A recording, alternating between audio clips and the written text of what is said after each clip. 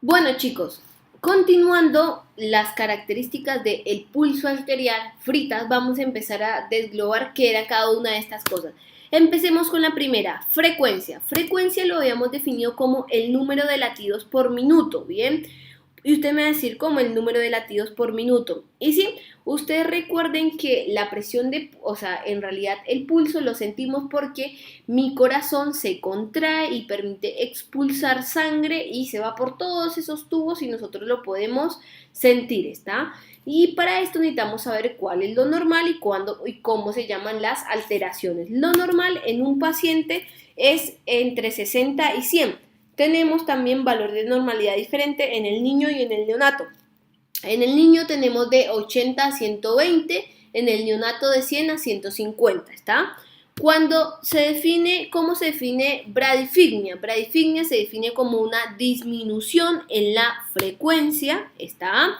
De pulso, y tenemos que la taquifigmia es un aumento en la frecuencia, ¿estamos? Ahora, importante y fundamental, chicos, ¿cómo se toma la frecuencia? Van a buscar el pulso radial o el pulso cubital y empiezan con el reloj a contar en su cabeza durante 30 segundos cuántas pulsaciones sintieron. Eso, cuando acaban los 30 segundos, lo multiplican por 2 y les da la frecuencia de pulso, ¿está? Lo pueden hacer también, hay otra forma, si no quieren estar 30 segundos, buscan el pulso y contabilizan cuántas veces siente el pulso por 15 segundos y en ese caso no lo multiplican por 2, lo multiplican por 4, ¿estamos? Y ahí les va a dar la frecuencia, ¿está? Muy importante eso. Importante, no les recomiendo que utilicen la forma del 15 por 4. ¿Por qué, chicos? Porque muchas veces hay presencia de arritmias en las cuales en 15 segundos no puedo sentir esa alteración. ¿Por qué? Porque nosotros cuando tocamos el pulso no solo evaluamos la frecuencia, sino otro tipo de características. Bien, recuerden que una bradifigmia se puede presentar en pacientes deportistas, que es normal que tengan una frecuencia baja. ¿Por qué? Porque estas personas están acostumbradas a tener alto rendimiento cardiovascular con frecuencias cardíacas muy bajas, ¿sí? Entonces en reposo tiene una frecuencia bastante baja. En pacientes con hipotiroidismo o pacientes que tuvo una vagotomía también. También tenemos pacientes que tienen taquifigmia, las características pueden ser por cigarrillo, puede ser por la fiebre, por infusiones como el café o cuando uno está haciendo ejercicio, su servidora que corre una cuadrilla tiene una frecuencia de 120, el hipotiroidismo, ¿bien? Bueno, todo este tipo de cosas también me pueden dar un aumento de la frecuencia, ¿bien? Sigamos. Vamos a hablar ahora del ritmo o la regularidad, que es el tiempo entre pulsaciones. Recordemos un poco el ciclo cardíaco. Ustedes saben que cuando tenemos la sístole, después hay un proceso de llenado en la diástole, ¿sí? Y eso se representa en el pulso como un espacio, tiempo muerto en el cual no siento una pulsación. Entonces ese tiempo entre pulsaciones, entre una y otra pulsación, o sea, llevado al ciclo cardíaco, la diástole tiene que ser igual. Y así nosotros podemos decir que regular, ¿está? O sea, cuando todas estas pausas diastólicas están igual entre sí, ¿bien? Eso es la regularidad. Decimos irregular cuando este tiempo es variable, cuando de una pulsación a otra en un primer momento tiene un tiempo, no sé, 2 segundos y después en un segundo vuelve a sentir la pulsación y después en 2 segundos, no, en 5 segundos vuelve a sentir la otra pulsación. Entonces allí tendríamos un ritmo irregular, ¿tá? Y este ritmo irregular se puede dar, el ejemplo clásico y característico es una arritmia que es la fibrilación auricular. Sépanlo de ahora en más. FA, fibrilación auricular, y es la arritmia más frecuente en nuestra población. O sea que si algo tienen que saber ustedes cuando vean arritmia en cardiología en clínica el próximo año es FA. Pero ustedes van a ir con un pie adelante. Saben que a nivel del examen físico tiene un ritmo irregular la FA. Bien. Algo que yo les voy a decir, algo con respecto a que ustedes van a tener una herramienta fundamental de trabajo hoy en día, que es el oxímetro. El oxímetro, para los que no saben o demás, es un aparatito en el cual uno pone en el dedo y te permite ver la concentración de oxígeno en la sangre, ¿bien? Y el oxímetro en el 100% de los casos tiene la frecuencia, ¿bien? Que te mida las pulsaciones. No tomen esto como válido. ¿Por qué? Porque si un paciente tiene un ritmo irregular, esa frecuencia está alterada en el aparato. Entonces, por la pereza, la flojera de estar tomando un minuto, cuántas pulsaciones tiene, uno toma la del oxímetro. No lo tengan, porque si es un paciente que tiene una FA, les va a dar un resultado erróneo. Nota para que lo tengan presente en el año próximo en sus prácticas clínicas. Bien, sigamos con las características de este pulso arterial. Acuérdense, fritas, papas fritas, ricas, con mayonesa o ketchup. Sigamos, ¿vale? La amplitud, chicos. La amplitud se define como, depende de la presión diferencial, también llamada presión de pulso. O sea, cuando siento muchísimo más fuerte una pulsación o mucho más débil, ¿sí? Esto está muy correlacionado con la tensión arterial del paciente. Cuando un paciente tiene una tensión arterial alta, que definimos como una tensión arterial alta, cuando tenemos valores de una presión arterial sistólica mayor a 140 y una diastólica mayor a 110, allí podríamos tener una amplitud alta y esto se le denomina Magnus. ¿Estamos? O podemos tener una amplitud baja cuando tenemos una hipotensión, cuando tenemos tensiones arteriales menor a 160, ¿tá? Sistólica, diastólica, los números que le dije anteriormente, ¿bien? Sigamos con las características. La tensión, chicos, se define como la resistencia que ofrece la arteria al ser comprimida por el dedo proximal para poder anular o atenuar la onda de presión de manera que deje de ser percibida por el dedo distal, ¿sí? Y eso también depende de la presión sanguínea. Y el mejor ejemplo es la exploración según esta maniobra sismológica, que es el signo del martillo de agua. Observen acá el explorador, que es el médico, tiene los 4 dedos, pero podríamos decir que el paciente tiene una tensión alta. ¿Cuánto fuerza tuve yo que hacer en este dedo, sí? O sea, en el dedo proximal, para atenuar, sentir el pulso a nivel de estos dedos, ¿está? O si no tuve que hacer nada de tensión, quiere decir de una tensión baja. Si tiene que hacer mucha tensión y utilizar los otros dedos para que este por fin lo pudiera no sentir, es una tensión alta, ¿está? Para que lo sepan, ¿bien? Después vamos con la simetría y se define cuando las pulsaciones, generalmente utilizamos siempre las pulsaciones radiales, no son idénticas, ¿sí? Y se dice que hay un pulso diferente o asimétrico, ¿bien? Importante, chicos. Esto me pasó mucho en la experiencia, yo creo que se los dije una vez, y creo que es un docente que cuando ustedes cursen su último año, no sé si todavía estará vivo o no, que es el que se encargaba en mi momento de emergencias. Yo estaba en guardia con él y era una paciente que venía por un cuadro de dolor abdominal, ¿tá? Y la mujer tenía cuadro, pero la palpación, ¿viste? No tenía dolor, o sea, la palpación de un abdomen blando, depresible, indoloro, sin signos de irritación peritoneal, y no se sabía por qué tenía, pero la mujer tenía una fase de dolor, bla, bla, bla, bla. Entonces viene el médico y me dice, era una mujer joven, ¿viste?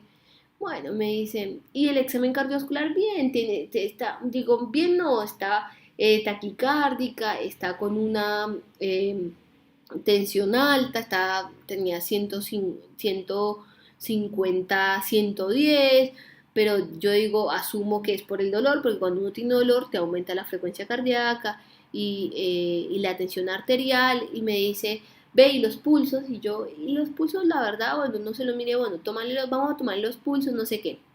Le tomamos los pulsos, chicos, y tenía asimetría de un pulso a otro. O sea, quiere decir, uno cuando ve el pulso, toma de un lado de la mano y al mismo tiempo toma del otro. Y asimetría es que tú sientes que o sea, cuando pones las dos manos, cuando pones tus dedos en las manos de los pacientes, en el pulso de los pacientes, en los dos miembros superiores, las pulsaciones se tienen que sentir al mismo tiempo, ¿tá? Y así es cuando yo digo que está simétrico. Cuando está asimétrico es porque se siente uno y capaz el otro no. Entonces yo sentí asimetría de los pulsos. Y entonces él me dijo, ¿qué sientes? Y yo le dije, asimetría de los pulsos. Y me dijo, a ver, lo constató él y me dijo, perfecto. ¿Qué tenía la persona? La persona tenía una disección de aorto abdominal. La disección aorto abdominal quiere decir que vamos a imaginar mucho, esta es la aorta, ¿sí? Y la aorta es un tubo, uno de los tubos más importantes por donde pasa sangre en su cuerpo. Se estaba saliendo sangre, entonces claro, la paciente por eso tenía dolor.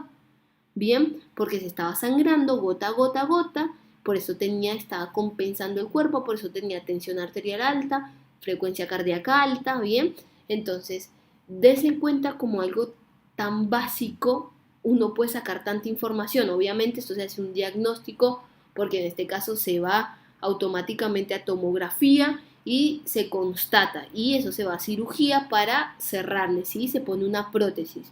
Pero muchas veces estas disecciones de aórtica, muchos pacientes, y ustedes cuando estudien clínica van a ver que te pueden llegar con días así, con ese dolor, y un dato semiológico importante para hacer el diagnóstico es la simetría o no de pulso. Entonces, ténganlo muy presente ustedes esto, ¿bien?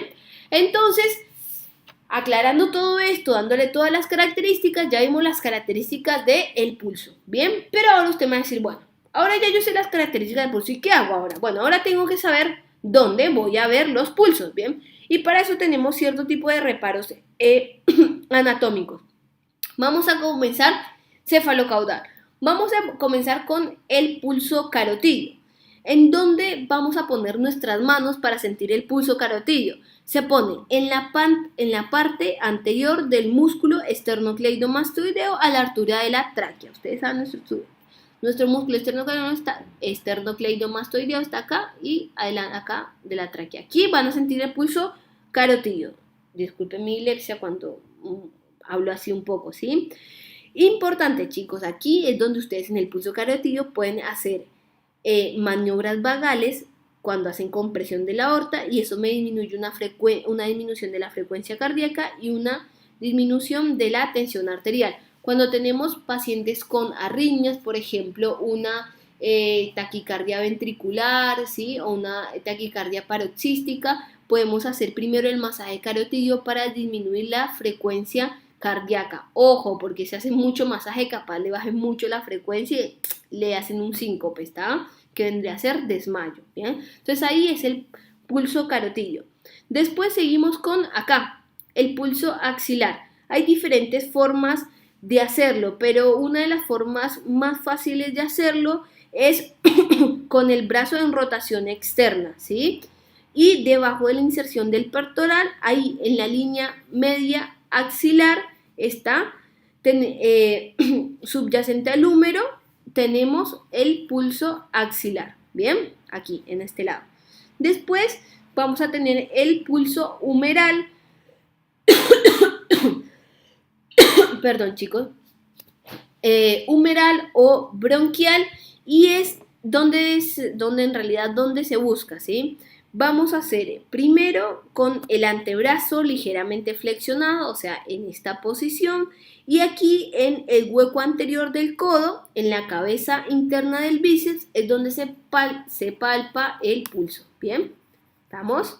Después, vamos con el pulso radial y cubital. Recuerden, chicos, siempre radial, que vamos a tener el dedo gordo, cubital, el dedo índice, ¿está? O larguito, ¿estamos? Mis referencias anatómicas no son la mejor, claramente, porque no soy la mejor en anatomía, pero bueno, Fer ayudó con todas estas partes, ¿bien? Y el pulso radial, fundamentalmente, chicos, se palpa en la cara interna de la muñeca, y el pulso cubital se palpa donde, fundamentalmente, en la cara interna de la muñeca, ¿bien? El pulso femoral, donde se palpa en la línea o inserción del muslo, ¿sí? Con el tórax. Estamos en la parte inguinal, es uno de los pulsos, y el pulso carotidio más fáciles de sentir, bien, importante. Después el pulso popliteo se genera con el paciente en decúbito, flexionado la pierna, y allí en el hueco popliteo, en la parte lateral, vamos a sentir el pulso popliteo. Después el pulso pedio lo vamos a sentir en la cara anterior del pie, a nivel de la parte externa, ¿sí? Como en la parte externa, dos traveses de dedo de la cara anterior, ahí lo van a sentir. Y el pulso tibial posterior lo van a sentir en la parte posterior de la tibia, ¿sí? Después del huesecito, vendría a ser del tobillo, en la parte posterior, ahí, en la parte media y del huesecillo, ahí van a sentir los pulsos, ¿está? A ver, lugares anatómicos, sí. Referencias anatómicas son las que les dije, practíquenlo muchísimo, muchísimo, muchísimo, muchísimo, ¿está? Para que ustedes puedan saber. Lo más importante, chicos, es que ustedes sepan cuáles son. Cefalocaudal, porque sí, se los pueden preguntar, sí, se los pueden preguntar. ¿Está? Entonces, por ahora vamos a dejar la clase hasta acá, haciendo un recorderis que vimos todo lo que era la generalidad del examen físico cardiovascular, la inspección, los hábitos constitucionales, el peso, lo que me puede aumentar el factor de riesgo cardiovascular, la inspección de que ustedes sepan ya que es un paciente brevilíneo, nunquilíneo, alteraciones o enfermedades, ¿sí? Después también vimos con respecto al pulso, que era una de las cosas más importantes, cuáles son sus características, las papas fritas, ¿sí? Cómo se toma, dónde los lugares que voy a tomar el pulso, ¿bien? En la próxima clase voy a enseñarles cómo se toma la presión arterial y fundamentalmente me voy a abocar a lo que es la auscultación cardíaca. Si no es más, espero que tengan un excelente día, cualquiera que este sea día. Ahí la lección me salió y el dicho me salió al revés, pero que tengan un buen día, chicos. Cualquier cosita me pueden escribir al Facebook y voy a estarles respondiendo lo antes posible.